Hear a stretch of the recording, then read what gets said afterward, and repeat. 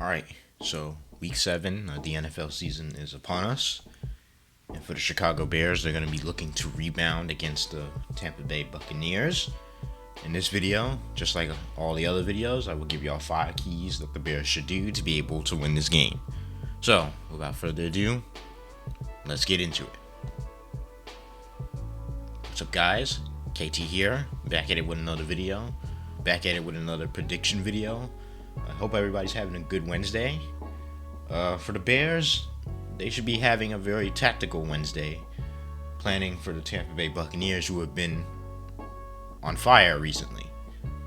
Obviously, the Tampa Bay Buccaneers are defending Super Bowl champions and are a pretty good team at this point of the year. One of the best teams in the league, one of the best pass rushers in the league, and one of the best offensives in the league in general. So this won't be an easy matchup by any stretch. So I'm gonna keep it short and light, at least try to, because this game should be clear cut. But the first point the Bears need to do is start getting to Tom Brady. They need to sack Tom Brady early. Last year when they played Tampa Bay, they were getting to Tom Brady one way or another. It will be difficult because, as I've heard, Robert Quinn is on the COVID restriction list, so I don't know if he will play. And he tested positive, so I don't know if he'll play on Sunday. But regardless of who won't be playing and who will be playing, you need to get to Tom Brady. Don't let him sit back there and pick you apart, because he will do that. Tom Brady's game is to not take deep shots like that. He's going to be wanting to pick you apart underneath and pick the zone apart across the middle. So to counteract that, you need to get to him and make him uncomfortable in the pocket. The second point is to take away the short stuff or the short yardage plays for the Buccaneers. The Buccaneers are not a deep throwing team like that, at least from what I watch. Tom Brady is not I wouldn't say he's not good at it. I'm just saying that's not his primary objective when he comes into games. He comes into games looking to pick you apart underneath. Then, once he picks you apart underneath, he'll start going for intermediate throws and getting chunk yardage that way. Very rarely are you going to see Tom Brady throw downfield. With that being said, the Bears secondary needs to figure out what to do, because especially with their tackling, because you cannot let Tom Brady pick you apart with short routes, and then you're not going to be able to tackle, because that's ultimately what the Bucs do well. They run the ball and they pick you apart with short routes, and if you can't tackle, they're just going to break off for run for catch. So that's a big key for the Bears secondary. That offense for the Buccaneers is loaded with weapons on the receiving core, and they can all break big runs after catches. So keeping an eye on that is key, especially playing. They need to start. Look, the secondary needs to start making tackles, especially our safeties, because if they go into this game not making tackles and Tom Brady's dinking and dunking, they're just going to break off run after catch, and that's no problem for the Buccaneers, since that's what they do very well. The third point for the Bears is run comfortable offense. Offense was not very good last week. They only scored 14 points, and it stalled mid, like through the first quarter, through the first quarter to the fourth quarter. Actually, they didn't score barely any points. They didn't really score any points in that entire span. They completely stalled out, and then they stopped running efficient offense. Now, I would typically at this part of the video say run the ball more, but I don't know at this point, because the Buccaneers have a very solid defensive front, regardless of any injuries that I don't know about. But it's going to be very hard to run the ball on the Tampa Bay Buccaneers, especially if their two linebackers are healthy and their D-line is all healthy. This is a team that was top 5 and not allowing many rushing yards last year. So, running the ball, I still think they should run the ball, but it shouldn't be a point of emphasis coming into this game. So, finding efficient offense is going to have to come through the passing game, which brings me to my next point, which is you're gonna have to attack this Bucs secondary. The Bucs secondary have been ravaged by injuries. They signed Richard Sherman. He got injured. Antoine Winfield is injured. I don't know if Carlton Davis is injured. You got a lot of injuries on that Buccaneers secondary, and they're just gutted at that secondary position. With that being said, I don't think the Bears faced a gutted Packers secondary last week, and they did absolutely nothing with it. So this week they need to focus on attacking that Buccaneers secondary. They're not going to be able to keep up with every receiver on the roster.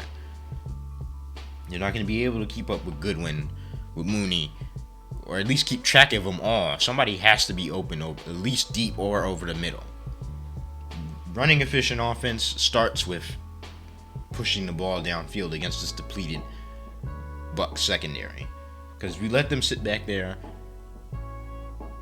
and Fields starts getting sacked 9 times, they're just going to play short on you. And we all know how the Bears offenses run. After a few sacks or a few mistakes, they go into highly conservative mode. And they don't run efficient offense until like the last 4 minutes of the game, which is by far garbage time by the time they're down.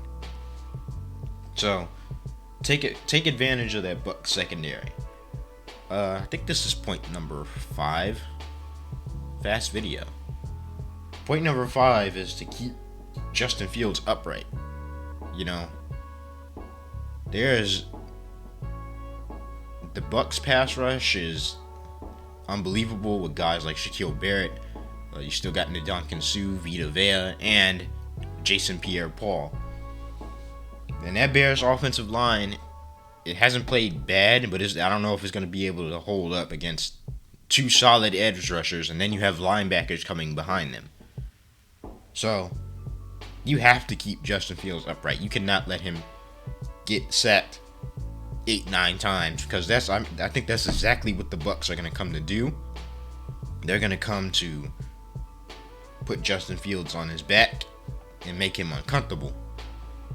And once Fields gets uncomfortable, sometimes he can get a little rattled in the pocket, like we saw in the Browns game. I'm gonna be honest. This Bucs Bears game feels oddly similar to the Browns game. Just how the way these two teams are built. The Bucs are built very similarly to the Browns as far as their defensive line.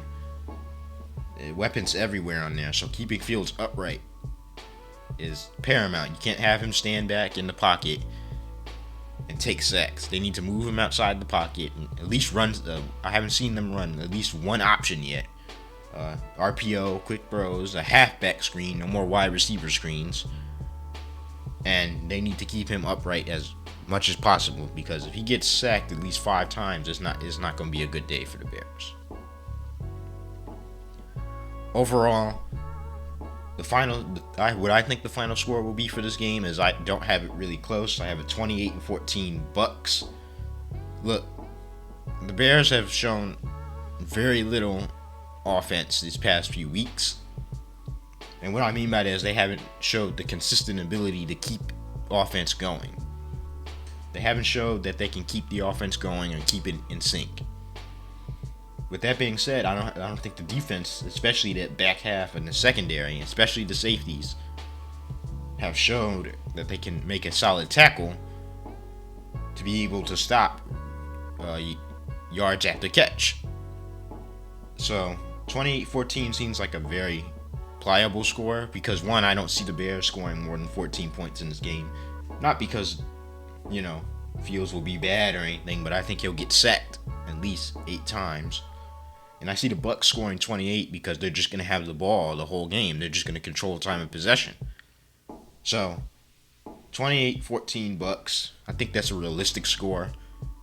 The Bears didn't really inspire confidence in their fans last week. They played hard, but it still wasn't enough to get a win.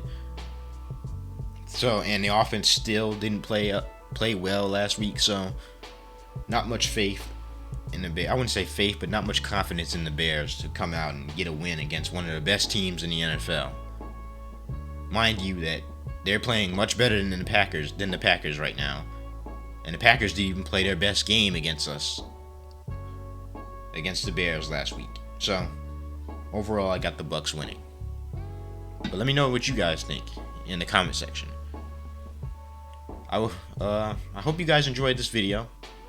If you did, make sure you leave a comment. Make sure you leave your prediction for the game in the comment section, as I will be reading them. Make sure you like the video. Make sure you subscribe, because it helps me make more content. It helps the channel grow. Make sure you follow me on social media. I will be tweeting out live during the game. Make sure you share this video with your friends, your co-workers, your neighbors before game day. And I'm out. Peace.